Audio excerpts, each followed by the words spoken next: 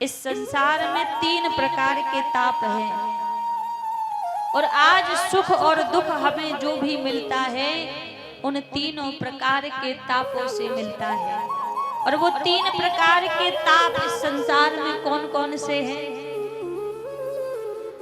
देहिक देविक भौतिक तापा, देहिक देविक भौतिक तापा, देहिक देविक भौतिक तापा, देहिक देविक भौतिक तापा, राम राज का हो नहीं व्यापा, राम राज का हुए नहीं व्यापा, देहिक देविक भौतिक तापा, देहिक देविक भौतिक तापा, राम राज का हो नहीं व्यापा,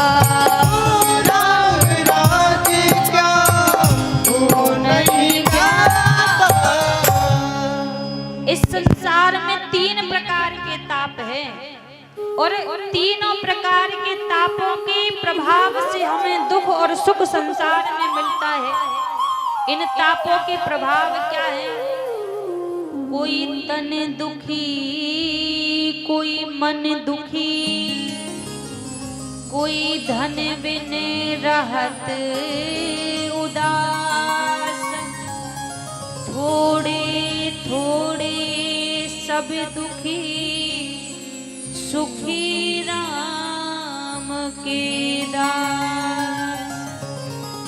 संसार में जिसको भी देख लो कोई ना कोई दुख जीवन में है ही।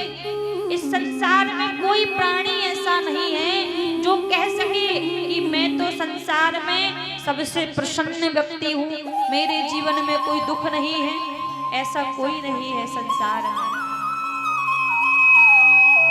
लोगों के पास करोड़ों की संपत्ति होती है, लेकिन करोड़ों की संपत्ति होने के बाद भी भगवान उनको तन में दुख दे देता है, तन में पीड़ा दे देता है। कोई बीमारी लग जाती है तो ऐसे लोग तन से दुखी रहते हैं। अब गरीब लोग जो दिन भर मेहनत करते हैं 4 रुपया कमाने के लिए, तो उनको धन का अभाव रहता है तो वो धन से दुखी रहते हैं। और कोई मन से दुखी रहता है। मन से दुखी कौन रहता है? जिसने संसार वालों से आशा लगा ली, संसार वालों से कोई उम्मीद लगा ली, तो ऐसे लोगों के हृदय में भैया मन का दुख रहता है कि वो मन से दुखी है। सब कुछ दिया है भगवान ने, धन दौलत वैभव, लेकिन मन में प्रसन्नता नहीं है, मन से दुखी है।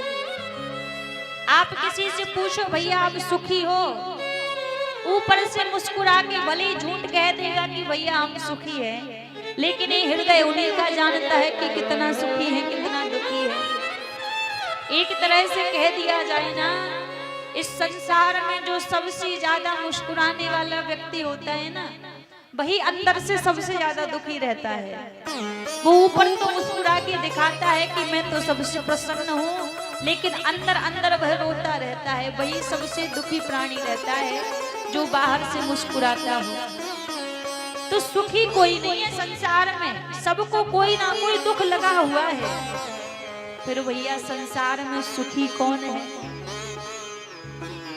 कहा जिसके पास राम जी के नाम की संपत्ति है, राम जी के नाम का धन है, वही संसार में सुखी है।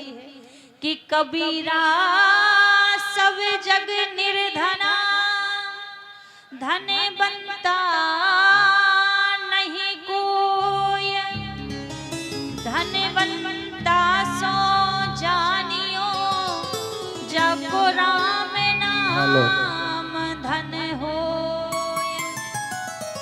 सब जग निर्धन है, सब जग दुखी है, लेकिन धनवान वही है जिसके पास राम जी के नाम का धन है, भगवान के नाम का धन जिसके पास जीवन में है, वही संसार में सुखी है। और इस संसार में कोई सुखी नहीं है, सब सब दुखी है, किसी को कोई दुख है, किसी को कोई दुख है।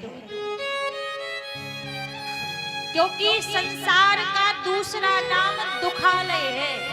ये जो कलिकाल है, कलयुग है, इसका एक दूसरा नाम है दुखालय। आप यदि विद्यालय में जाओगे तो आपको विद्या मिलेगी, आप यदि मंदिरालय में जाओगे तो आपको मंदिरा मिलेगी, आप किसी व्यापारी व्यक्ति के घर जाओगे तो वहां व्यापार की सामग्री मिलेगी। अब ऐसे ही कोई सुखालय में जाएगा तो वहां उसको सुख मिलेगा, और वैसे ही कोई दुखालय में जाएगा तो उसको वहां से दुख मिलेगा। अब आप सोचो कि आप सुखालय में जाओ और दुखी होने की कामना करो तो वहां दुख है ही नहीं, आपको मिलेगा ही नहीं। उसी प्रकार जो दुखालय में बैठा हुआ है और सुख की कामना कर रहा है तो वो एकदम मूर्ख है, एकदम पागल है। क्योंकि दुखालय में जब सुख है ही नहीं तो सुख उसको मिलेगा कहां से? जिसके पास जो चीज होगी वो वही तो आपको देगा। इस संसार में, इस दुखालय में दुख ही दुख भरा हुआ है, तो यहाँ पर दुख ही मिलेगा भैया, सुख मिलने वाला नहीं है। तो संसार का दूसरा नाम ही दुखालय है। सुख यदि संसार में कहीं है तो सुख केवल मात्र परमात्मा के श्री चरणों में सुख है, भगवान के चरणों में आनंद है। जो आनंद सिंधु सुख राशि, श्री करते त्रिलोक सुपासी। आनंद केवल मात्र भगवान के श्री चरणों में है, और संसार में दुख ही दुख भरा हुआ है। तो जो परमात्मा के चरणों में आ गया उसको आनंद मिल गया, उसको सुख मिल गया। और जो परमात्मा के चरणों से विगत है, दूर रह रहा है, वो लाख प्रयास कर ले पर सुखी नहीं हो सकता, सुख नहीं मिलेगा उसको। तो महाराज, ये भगवान का संसार में स्वरूप है कि यदि संसार के दुखों से बचना है, संसार के तापों से बचना है, तो भगवान का नाम ही है जो संसार के तापों से बचने के लिए हृदय में शीतलता प्रदान कर सकता है। वरना संसार के तापों में ही लोग जल रहे हैं, रो रहे हैं, और बस जीवन रूपी बोझ को ढोए जा रहे हैं। सुखी रहना है तो भगवान की शरण लीजिए, भगवान के चरणों में आइए।